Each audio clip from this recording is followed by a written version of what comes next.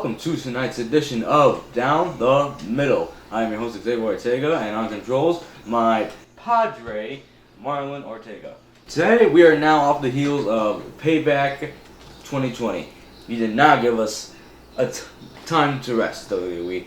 Seriously, a week after a pay-per-view, you gotta do better. Either way, it's time to start off with Apollo Crews and Bobby Lashley for the United States Championship. This match went back and forth. As usual, Bobby Lashley hit a sweet move with Apollo hooked on his elbow, and then on the ropes, great action by both of these two. Apollo hitting some German suplex on Bobby Lashley, doing the Wakanda Forever sign. Rest in peace, Chadwick Boseman. And it all ended with probably one of the coolest and most cleanest frog splashes I have ever seen on Bobby Lashley. I mean, if you go back, look at the height that Apollo got on Bobby Lashley. It was awesome. Either way, it was not enough, because in the end, Bobby Lashley became the new United States Champion. Now, this is good because ever since Lashley came back to WWE, he had an amazing run in TNA. And then having him smile, 3 guys dressing up in drag, Leo Rush, the whole Lana, Rusev, Bobby Lashley angle, pure, utter crap. But this, with him and the Hurt Business MVP, this has now totally revised his career. Then we move on to Big E and versus Sheamus. Now this match was slow, but it really picked up in the end. Big E hitting a spear through the ropes, and then ending it with the big ending. Now, I do have to say that the big ending is kind of like ridiculous, because what's the point of having the move? It's just gonna on your entire arm. Like, that's a separated shoulder for sure. Either way, Big E gets the win. Then we move on to Matt Riddle versus Baron Corbin. Baron Corbin. More like Boron. Anyway, Baron Corbin and Matt Riddle. These two have a great match. Matt Riddle looked like an absolute beast. Just legit hitting Baron Corbin, doing MMA submission holds with the Kimura lock and the triangle hold. And then Matt Riddle ending it with the floating bro, apparently what it's called. Anyway, now time to move on to the more interesting matchups of the night. Well, not interesting in one of the matches, but stick with me here. First up, Shayda Basler and Nia Jax versus Sasha Banks and Bayley for the WWE Women's Tag Team Championships. The turn is coming, folks. Bayley and Sasha and Nia and Shayna have a great match. Some great near falls, with Nia throwing Sasha into Bayley's pin. Sasha trying to pin Nia while Shayna got hit with the Bayley Zavelli on Bayley. And it was not enough, but in the end, an amazing finish.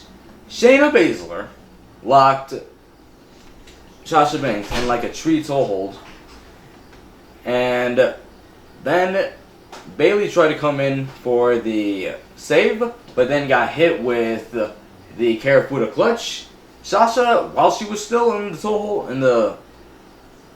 still trapped in the hold, she was trying to help Bayley, but then in a great finish once again, Shayna trapped Sasha's arm, and Bayley ended up tapping, and now Shayna and Nia are new WWE Women's Tag Team Champions.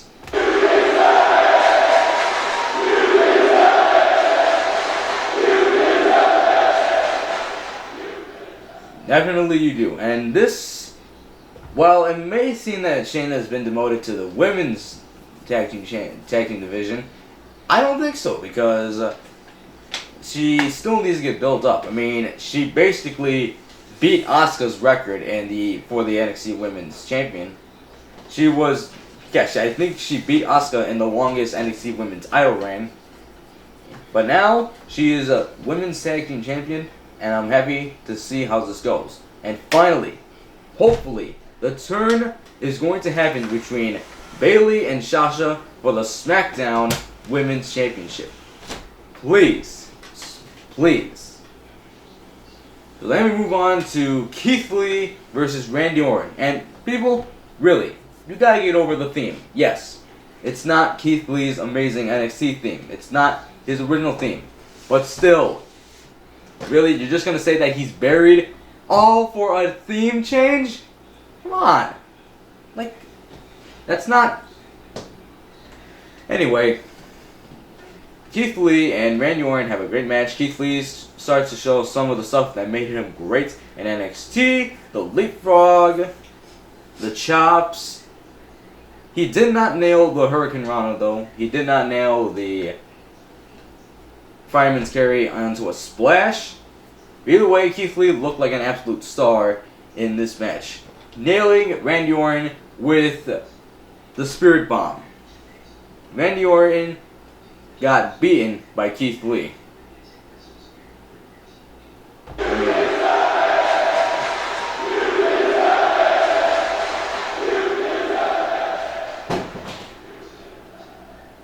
You definitely do. Alright. We will be right back after a few messages. Stay tuned.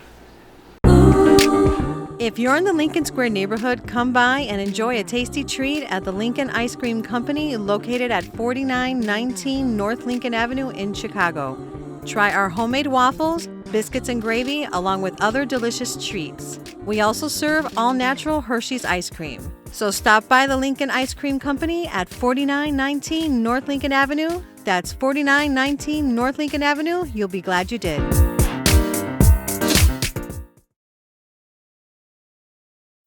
Welcome back, and now it's time to finish this recap. Last two matches of the night. Seth Rollins and Buddy Murphy. Buddy Murphy versus Rey Mysterio and Dominic Mysterio. Now, I'm just going to get one thing out of the way. There is rumors that Seth Rollins is going to take some time off from WWE. But, in my opinion, he should have done that after Money in the Bank. Because on the Raw after Money in the Bank, Becky Lynch announced that she was pregnant. And anyone with common sense knows that Seth Rollins is the father, unless they did this whole nonsense that Seth might not even be the father of Becky's child. I might be the father of Becky's child. Anyway. So Seth should have taken time off after Money in the Bank. Because, think about it. He should not be trying to kill a family. He should be preparing to care for one.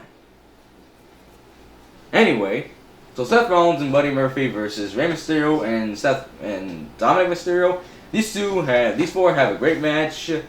In the closing moments of the match, Seth Rollins tried to nail a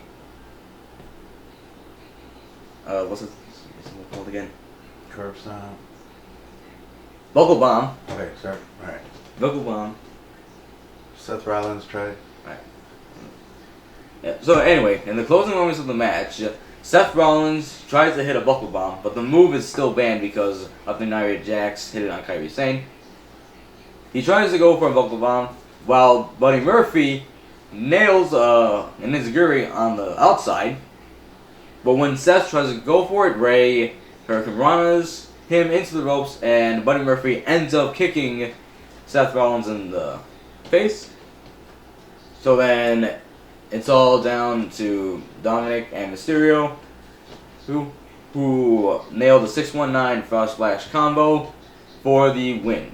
So Rey Mysterio and Dominic Mysterio get the win. And I think it's now going to lead to Buddy Murphy versus Seth Rollins in the future. And I think it needs to happen because Buddy Murphy has already gotten a lot of mainstream acceptance from his angle with Rollins. So now it's time to break him apart from his own. If it doesn't work, then it doesn't work. But if it does, whoopee. Now it's on for the main event. Roman Reigns versus The Fiend versus Braun Strowman in a no-holds-barred triple threat match what is the difference? Because there's no disqualification in a triple threat match anyway. So the match starts off with Braun still ruining what is still considered the greatest entrance for me. The Fiend has the best entrance of all time, and Braun, his bald ass, tried to ruin it. So the match starts off with Braun and Fiend. You're wondering why isn't Roman into this? That comes in an interesting part.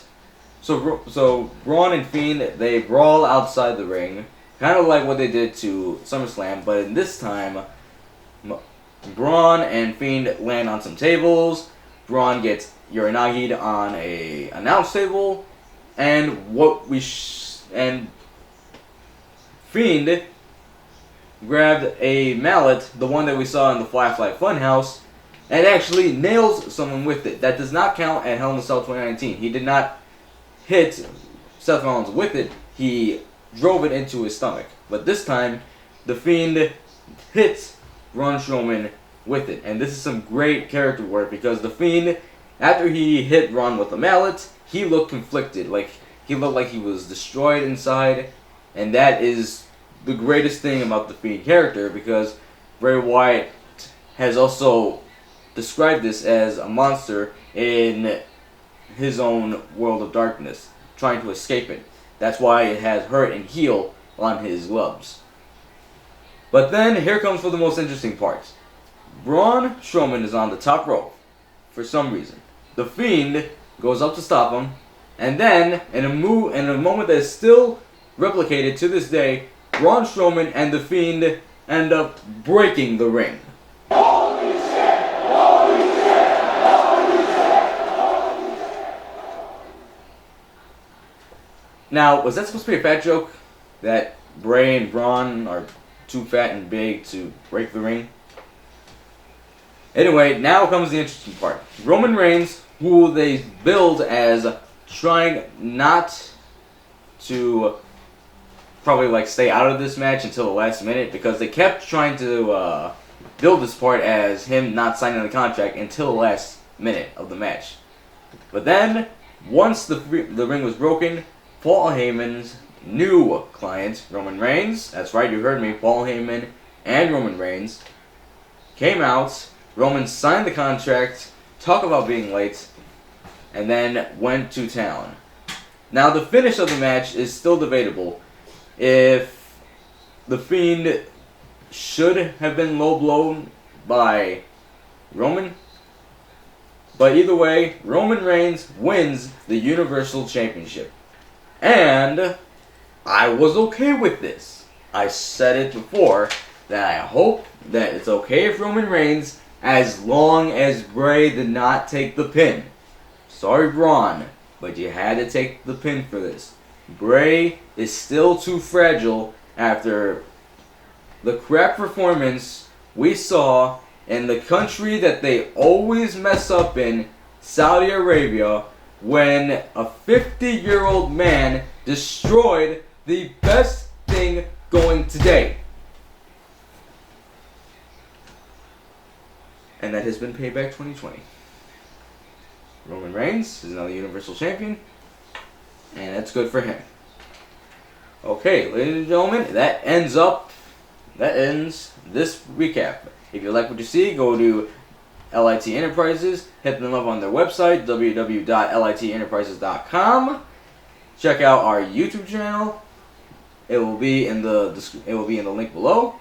And while you're at it, next weekend, check out Lincoln's Ice Cream Shop on 4919 North Lincoln Avenue in Chicago, Illinois for their grand opening. Thank you all, and good night.